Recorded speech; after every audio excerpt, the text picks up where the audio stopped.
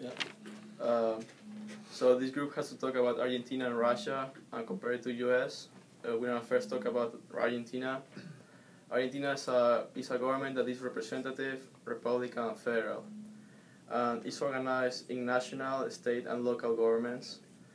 Every single of these has their own power within limits. They all speak Spanish, same with all the South American countries but Brazil.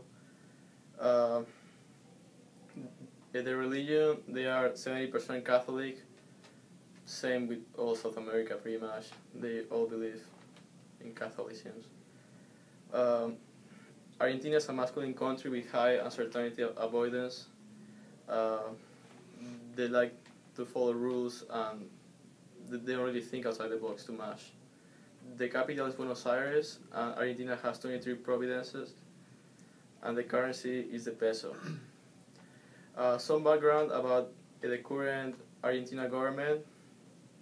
The current president is Cristina Fernandez de Kirchner. How to say about the word, man? The respect for markets and the rule of law has decreased. No, man. The respect for I couldn't read it properly, man. Deteriorated. Dude, keep going. The respect for markets. Stop laughing, look, I'm going. Okay. The respect of market. The respect for markets has decreased, and the rule of law has also decreased, and corruption has boomed. Mrs. Kirchner has increased relations with Venezuela and Cuba. Also, she doesn't agree with the self-determination process in the UK islands, as you can see in several advertisements that went on in the Olympics. Also, Argentina has put an end to the central bank independence. Also, the expropriation of Repsol and the unwillingness to negotiate with creditors since 2002 default has disturbed investors and foreign investment companies. So, summarizing, property rights has decreased, patent protection is weak, and piracy is everywhere. Courts are slow, inefficient, and vulnerable to corruption. Business freedom has decreased, as well as labor freedom and monetary freedom.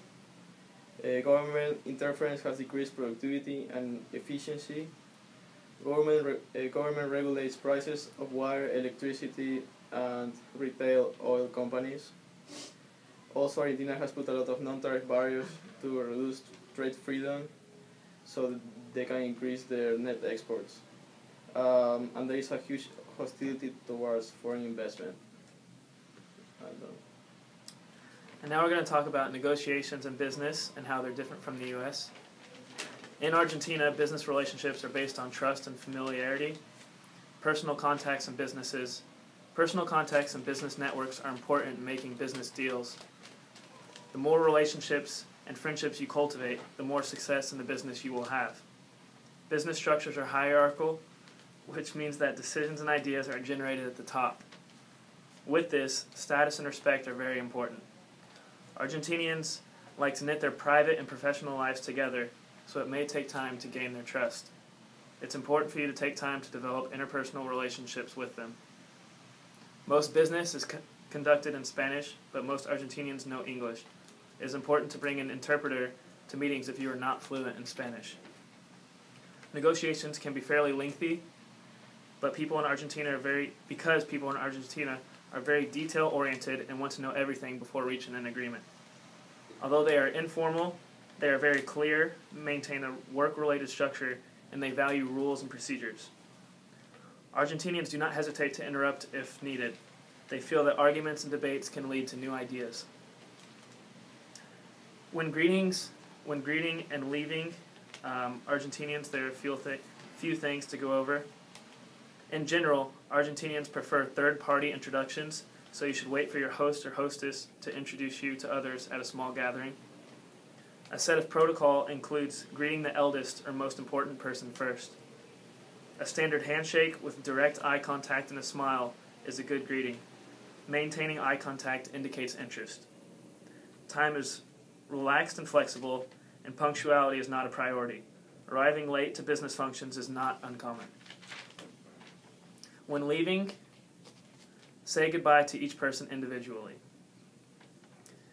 Also, when bringing gifts to social occasions, if you are ever invited to dinner at an Argentine's home, bring a small gift for the hostess.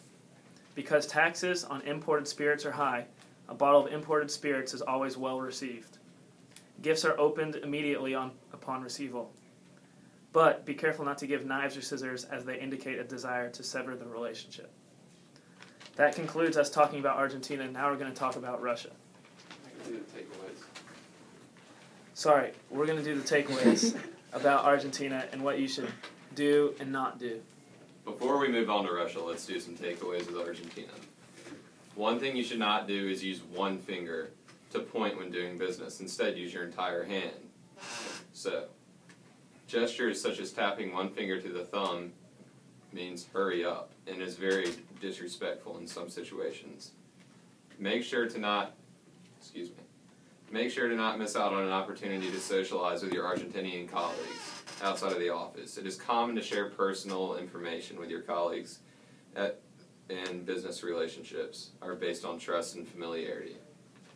If any conflicts are to arise during negotiations, Argentinians like to deal with them immediately. Debate is considered constructive and to bring out ideas and to solve issues. Now, let's move on to Russia. The USSR was an atheist in the communist era, but that ended in 1991, where the country separated into 15 independent states.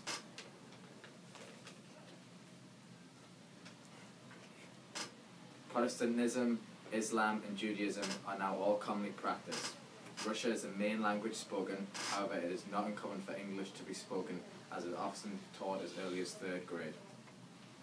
Negotiations are often heated with temper tantrums and walkouts common, which is unusual since Russians are known for generally being people with tremendous patience.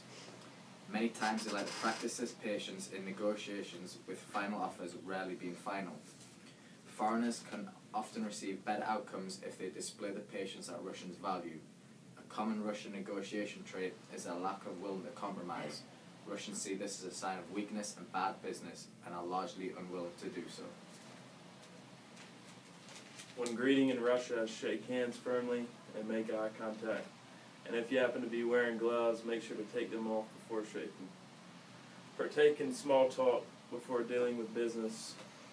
Small talk consists of family and friends. Foreigners are expected to be on time to business appointments, but Russians may be late to test your patience. And patience is very important among Russians. Be open to having a drink or toast. Refusing to do so is a serious breach of etiquette. You should bring gifts such as bottles of wine, dessert, or a bouquet of flowers to a social. And make sure not to give the men handbags, because that's very feminine. And do not give women jewelry. You should not show any attitude if your business appointment is 1 to 2 hours late, because that's frowned upon. Don't praise or reward anyone in public. And do not show the soles of your shoes. This is considered to be impolite. I'll show you some takeaways from Russia. Amir, if you will. Return that to us. This is a no-no. Do not shake hands under a doorway or a threshold, as this is considered bad luck in the Russian culture. It is important in situations of conflict to not take an official stance. It is vital to remember that Russians are people-oriented and will respond to a more personal approach. Paperwork and putting pen to paper is essential for all negotiations. There is little faith in unsigned documents in Russia. I hope you learned a lot today with Argentina and Russia. We had a great time doing this, and we hope to see you again soon. Cut.